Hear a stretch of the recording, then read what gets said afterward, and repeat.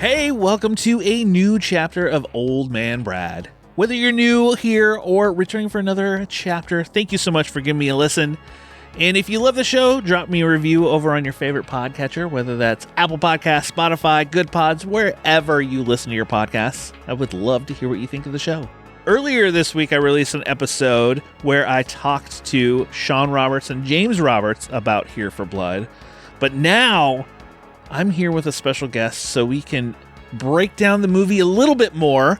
I want to welcome in Jason from History of Bad Ideas. How's it going today, Jason? It's doing wonderful. How you doing, Brad? I'm doing good. It's been a while since we've gotten together and talked about anything. We need to do more of these, and I think we found a couple new films to do these on. I forgot what the last one we even did was. It's been a while. I think it was some like ape versus lizard or something like that. I think it was. Yes, I'm from the History of Bad Ideas. You can catch us on everything, too. So every Tuesday night, we come out with a new episode. This week, we're talking Here for Blood, a new movie that is dropping in limited in some theaters and on Screambox. And when I first saw the trailer for this, it's this horror comedy about a wrestler. And the first person I thought of was like, I need to see if Jason wants to talk about this movie because, and you know, you're into wrestling. You and your crew, you guys love wrestling. I'm not as much, but I was like, I need to have someone that's excited about that side of the world to talk about this movie. I am obsessed with wrestling. I have for 40 years. I love it. But the whole Vince McMahon thing this past couple weeks hasn't been a good time for wrestling fans, I'll be honest. No. We won't dig into that. I saw the trailer. He sent me the trailer. It has wrestling, horror movies, and comedy. And I love it. So let's do it. I'm excited. This was a fun movie to watch. Much better than the last couple of movies we've watched together. All right. So let's dig into Here for Blood. So here's what we know for sure. We're dealing with something supernatural. I don't want to say that it's vampires. I don't want to say that it's zombies. I don't want to say that it's demons. But they're definitely not human.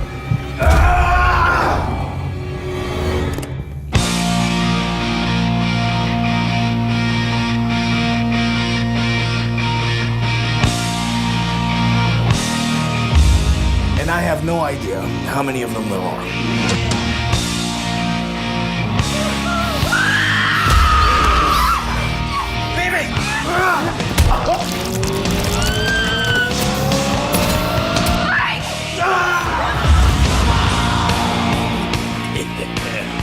Now we're talking.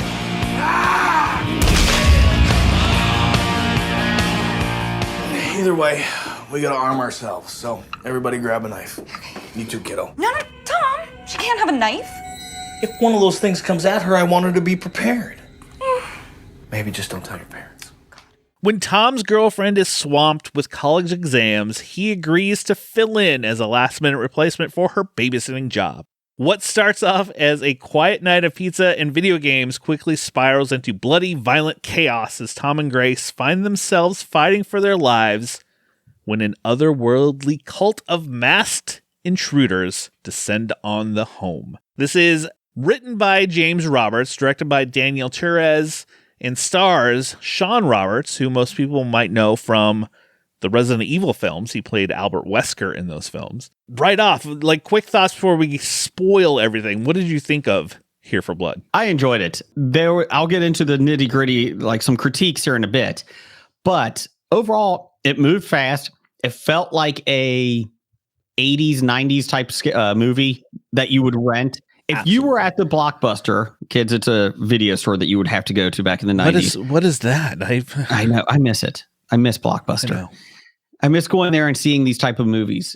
You would see this VHS or DVD case and be like, I need to watch this. Yes. Because it would have that little hook to it. I could see the tagline on the cover being like wrestling plus, horror movies plus comedy equals Here for Blood. But I enjoyed it. I thought overall, it was a little bit like the twist at the end was like, oh, it really is a cult and a demon. Like, oh, okay.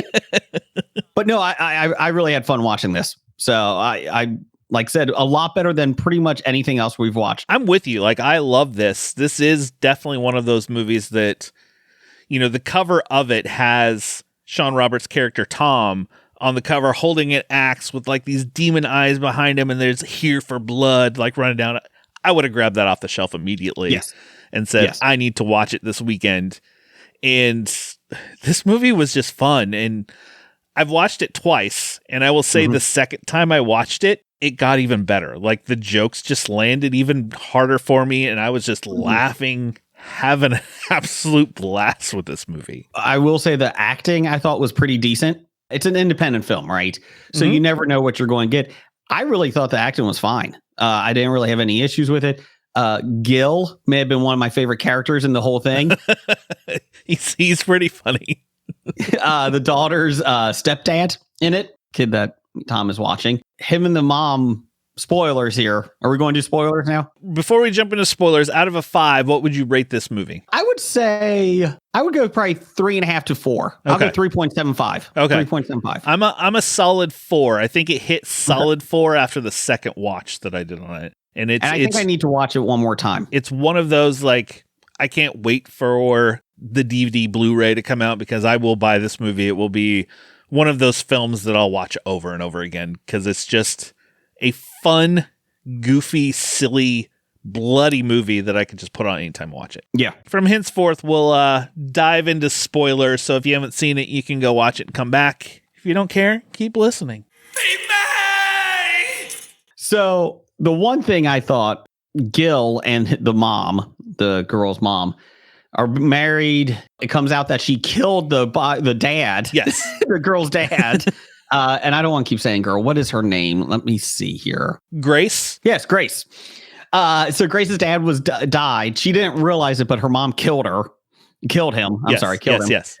Married Gil. And basically they're in a cult to bring this demon back to the earth. Yeah. So they're getting ready to do this sacrifice so that they can ascend and this demon can come to earth. The one issue I had is there's not enough wrestling. There was only one scene of Tom wrestling. There is. It starts off with him wrestling, and then there's one.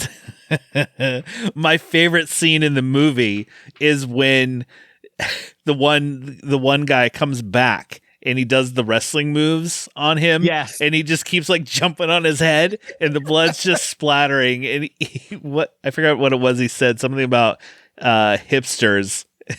Yeah, and there is a lot of small little wrestling references, like the way Tom moves and beats up the guys. Oh yeah. But that was the one disappointment. I thought they would have a little bit more focus on that. I like the pizza guy being his fan, and the pizza guy comes to the house, and Tom. So basically, Tom babysits this Grace because his girlfriend is studying for some college. He needs money because his wrestling gig, they paid him like $20 for this gig that he did, which might be the most realistic thing about the whole film is that this independent wrestler is probably only getting paid $20. Yeah. So he decides to help out and babysit. And what comes to find out is that Gil and Grace's mom wanted the girl to the babysitter, the girlfriend, because they needed a sacrifice. So Tom kind of put a kink in that plan. Yeah, he did. And what I love about this whole thing, because it's kind of two different movies in one. It starts off as kind of this home invasion of these masked guys, and this. I mean, the movie starts off immediately with a kill with the dude in a mask that, to me, immediately I was like, is this supposed to be some like Sting knockoff guy? Because he had like the long hair, the jacket with it's open, and even his mask, he just needed a few lines and he could have looked like Sting. Not the singer, the wrestler. Yes, the wrestler. Of course, that would be creepy to have Sting, the singer, just walking around. That probably would have been even scarier. Can I sing for you? No, Sting, go away. We don't want your singing. But he and his crew of masked people are breaking into this house and going after them. And they find out that they're living in the house. Some people were already in the house. And then it kind of turns into this demonic seance where they get possessed, and it's even wilder after that. There's so many great one-liners in this movie. Yeah. Like immediately when they're masked people and they're going after Grace, Tom calls them sexual perverts. Like they're sex perverts of like And Tom's girlfriend's like, you can't kill them. You can't. Okay. You can't. Could you live with that? And then the one guy keeps trying to break through the window. She's like, okay, kill him. Yeah. Just do it. I did think the guy that he put onto the stove and then got the burner coils on his face. I have to admit, like the designs on their masks, they're like that guy was pretty cool with the spirals on his cheek. Like I thought the character designs for the facing and like their, I guess, uniforms, costumes was really well done. I like the upside down face mask. Yes, that was a little creepy, especially when he like tipped over when she's hiding under the bed, and then his face is right up when he looks under, and it's they did a great job. And another part where like they take Grace and they're like, okay, everybody gets a knife, and they're walking around with the block of knives, and his girlfriend's like, you can't, or his mom, you can't get her one. And like, she can't have a knife. Well, so there was a couple critiques to it. I had two critiques. Part of it looks really well done. The camera work, the setting in that. And then there's other scenes, mostly at Tom and his girlfriend's apartment. I keep saying girlfriend. God dang, I need to find out who these characters are. I'm horrible with the character names. Barb. Phoebe is his girlfriend. Phoebe, that's right. Barb and Mike are the two friends that show up later. Mike's the one with the glasses. That's right. That dies right away and then comes back as like the hipster zombie that he like does the wrestling moves on. Christine and Gil are the mom and stepdad. That's who it is. He says, "I'll show you fake, you hipster asshole," and then starts jumping on him. The call of every wrestling fan. It's not fake. It's choreographed. But I thought the only complaints I had is there was a couple scenes that I thought was, it looks a little too independent, like made in my mom's basement. And I don't mean that in a horribly negative way. It was mostly at Phoebe and Tom's apartment. And I don't know why, but it did not look like it was professional, but it just looked fake a little bit, like a early 90s independent part of a film. And then, which I know it's independent. So like at the beginning where after he's done with his wrestling and they're kind of just hanging out at the house and she's talking. Okay. Yeah. And I was like, oh, that doesn't look great. And then once they got to Gil's house, Gil and Christine's house to start babysitting, that looked fine. Everything else after that looked great. And it wasn't even a big thing. It's just from watching so many movies, it's just something I got like, oh, was this filmed on a different camera? Did this not look as great? And then once they got to the house where the actual plot basically unfolded, it was perfectly fine. And when the blood starts to fly and like the yes. Now and splatter everywhere. What did you think when he originally went upstairs? They saw the head, and then later it comes into play that this is like the oldest of them that have ascended, and they need to feed him.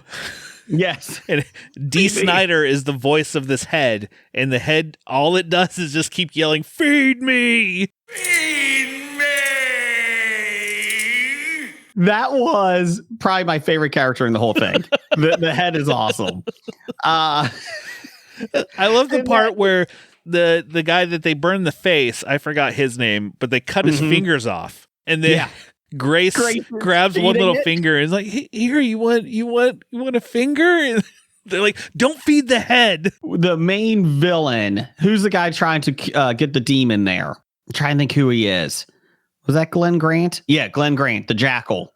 The main bad guy at the end. Yes. When Tom has the head and basically the Jackal has Grace, and they're trying to make a trade. Tom's like, "Give me the girl. We'll walk away. You can do whatever you want. And I'll give you the head." This oldest head that was, enshrined, and, they really, the cult really looks up to it. It's this big oldest thing. This is like, "Feed me." Yeah. And Jackal's like, yeah, go ahead. And Tom's like, "Otherwise I'm going to kill it. I'm going to step on it." And he's like, "That's fine." And Tom's like, "Well, wait, what?" And he's like, he's like, "You don't want the head?" He's like, and the Jackal's like, "Well, I want the head, but I don't need the head." Like, go ahead and do strong. And I thought that was humorous because Tom was like, "Well, shit, that was my whole bargaining chip, was to get Grace back." I also did like this whole setup, and you have this ascension, this demon, and they start to get possessed, and then they're kind of fighting these demons, and then you get to the end with the Jackal, and he just kicks him into the door of like, "Oh, it's over." and then he comes back out possessed, and you're like, oh man, now it's going to be this like giant fight, which there was one, but then when you think that they're going to have to fight the jackal again, Grace comes rolling in a car and just like blasts him through the door, and it kills him. Yeah, and that was it. And I'm like, and I'm laughing. That was my other issue was I wish there was a little bit bigger fight scene at the end to kill the jackal. Oh, no, I love that it wasn't. That it was just like this giant setup of like, this is going to happen, and she just rolls in with the car and it kills him. I did like the mom going back and forth at the end. She's like, I'm really sorry. I was, brainwashed. I should not have done that. And then the jackal comes back, like you said, from the door. Kill her, get him. Kill Tom. And then after the jackal dies, she's like, I'm really sorry. And they're like, no, nice try. No, not happening. You're getting arrested. And poor Gil died. Poor Gil. Well, he kind of deserved it, didn't he? I mean. No. I like that he decided to devote his he worshipped the jackal, and he I'm yours, I'll be your servant. And Jackal's like, yeah, I'm gonna kill you, have a good day. I'm done. Feed me. I love that like he was the feed me, even as like I am Groot. It's just different ways that he's saying it, because there's even one part where it even sounds sad, where he's like, feed me. Yeah. Like, please.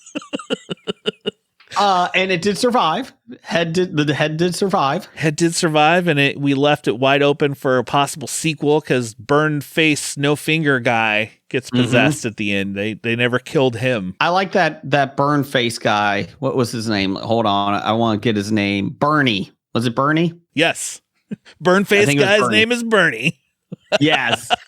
I like that Bernie throughout the whole film keeps getting more and more things either beaten on him or just cut off.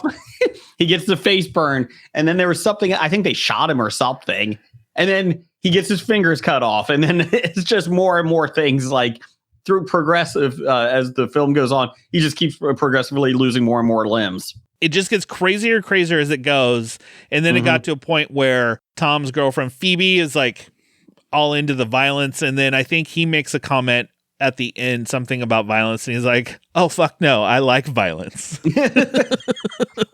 Can we talk about Meat, the big guy, the big demon that Tom and him the big guy he fought, and they rip his head off? The Bautista version of the demon. Yes, I just like that his name was Meat, and they had basically a wrestling match. They had Meat. They had Slackjaw. I think that was the one that like laughed all the time. Yeah. And then Spinhead, Loverboy, I think was the one that looked like Sting. Yeah. And then Bernie. Poor Bernie. No, I would highly recommend it. It's a fun film. I think it's getting good reviews. That's because it's just a blast. It's one of those like, just go in and go have a good time. Like, I think it's very well written. Very like it's got good one-liners. They're quippy. Like Sean Roberts and everybody else just plays off each other so well that it just works. And like you said, they don't take it too seriously. No, when I talked to them on the previous episode, you can go listen to that. They were talking about how when they started off, when they started filming, and like, is this just going to be silly, stupid, or what? And they just, that point where like, you know what? Let's just go for it. Let's just go have fun. And it shows. Do you think this would have worked as a serious film? No, not at all. Especially with, the D. Snyder's head, and it needed to be gory, silly, bonkers fun. Because if you got too serious with it, you'd be like, Because remember, even back in the old days at Blockbuster, when you would pick up these horror films, there was one of two things. They would either go all full into it with fun, like this one did. Yeah. Or they take it very seriously, like The People Under the Stairs. Like, they go that route. And The People Under the Stairs is serious, but there is some silliness elements. But I know what you mean. Yeah. This embraced it and goes into it like a Evil Dead 2 or Army of Darkness or those type of things. And those are some of my favorites. So, of course, I'm going to have a blast. Sean Roberts, I didn't realize he was the Resident Evil guy. And I was like, I know this guy from somewhere. And I love the Resident Evil series. I really do. Right, wrong, indifferent. They're not great. They're not great, but they're fun. They're enjoyable. And I was like, I know this guy from somewhere. And then I was like, and then I looked him up afterwards. I was like, damn it, that's who he was. That's who he was. And Sean Roberts actually has a really long career. It is. He has quite a few credits to his name. Yeah. From TV to movies to all kinds of things. Anything more you want to say about Here for Blood? No. Overall, like I said, go watch it. Did you say that you can get it on video on demand yet? It's on Screambox. It'll be on Screambox right now, actually. Go check it out over on the Screambox streaming service if you don't have it. It's just, it's awesome. It's all horror movies. They have a bunch of great things over there. Terrifier 2 is what premiered, kind of really put them on the map as a streamer. And they've been getting some great stuff since then. Third one's coming out. It is this year. It's a Christmas one. Not to go into a deep talk about this, but the best part is people already are getting mad on Terrifier 3 because the tease was that he may have killed a child in the commercial, in the trailer. And they're like, you can't do that. And the creator's like, well, this is why I'm not going to a main Hollywood studio, because they wouldn't let me do what Obviously, I want to do. These people haven't seen very many horror movies. Let's just say that. No. Have you seen Terrifier Pet Cemetery? 2? Like, for one. Yeah. Or Terrifier 2. Yeah. Come on. So, sorry, not to rant. But. All right, yes. Everyone go watch Here for Blood. Subscribe to Screambox. They have other great movies like Onyx Fortuitous, another great movie that came out this year. So before we go, I like to recommend something for all the great listeners that they can watch at home, but besides all this stuff. Is there anything like you're watching or that you would recommend, say, hey, go check this out? This is not horror films. This is... Oh, jeez. Sorry. I'm sorry. We don't get to watch a lot of stuff, but Traitors on Peacock. Alan Cumming is the host. It's a reality game show. To be fair, I don't know 90% of these reality people that are on it because they're from other shows. Yeah. But it's if you mixed the party game Werewolf mixed with Among Us, this is the show you get. Okay. There's traitors that murder people at night, one person a night. Okay. But then during the day, they do these games to get money for the winners and that. And then the faithful, the non-traitors, everybody sits around a round table and votes somebody out that they think is a traitor. So it's a consensus vote, like Among Us. Like Among Us, yeah. Yeah. And they suck. They suck every time. They always root the faith. But it's the second season. They just renewed it for a third season. Even my kids, all three of my kids from 7 to 13 love this show. I was shocked. And my wife and I started watching the first season and my kids got into it. And so we now watch the second one as a family. And it's really cool because even the traitors start turning on each other. And then basically the ending is if there's any traitors left and the faithful don't know that, the traitors get the money. But if it's only the faithful left, the faithful get the money. I'll have to look this up because, my kids play Among Us all the time. Something similar like that, I think they would get into it. Probably took about 2 episodes for me to really get into it. The second season is not as great, but we're also not as far into it as the first season. Okay. And I will tell you, the last probably 3 episodes of Traitors season 1 is probably some of the best reality game shows I've seen in a long time. It's amazing. Highly recommend that. So Traitors on Peacock. Yes. Mine is on Tubi because I watch almost everything on Tubi. And it is one I recently watched from 2015 called Howl. It is a werewolf movie. Mm-hmm. And all it takes place on this train that breaks down and maybe people are trapped in this train in the middle of nowhere on a track and they're being attacked by these creatures that end up being werewolves. And it was actually very, very well done. Creatures, these werewolves look a lot different than you would think in your head normally what werewolves look like, which I like that it was different. So it was quite fun and I liked it. So yeah, check out Howl on Tubi. Do they look like Jason Bateman or Michael J. Fox? No. Do they play basketball? No. Okay. So it's already better. That will do it for another chapter of Old Man Brad. Thank you, Jason, for coming on and chatting Here for Blood with me. Always a pleasure. We're going to have to do this more regularly. Yes. And make sure you go check out Here for Blood on Screambox, or if it's playing in a theater near you, go check it out there. Mm-hmm. I looked, it's not playing in any theaters around here. Unfortunately, I would love to see it in a theater. Yeah. But I will be back soon with a new chapter. Just make sure you subscribe and you'll never miss any chapter of Old Man Brad. Or if you love the show a ton, become a patron at patreon.com/oldmanbrad. Just snuggle up in that blanket, turn off the lights, because it's okay to be scared. We'll talk to you later, everybody.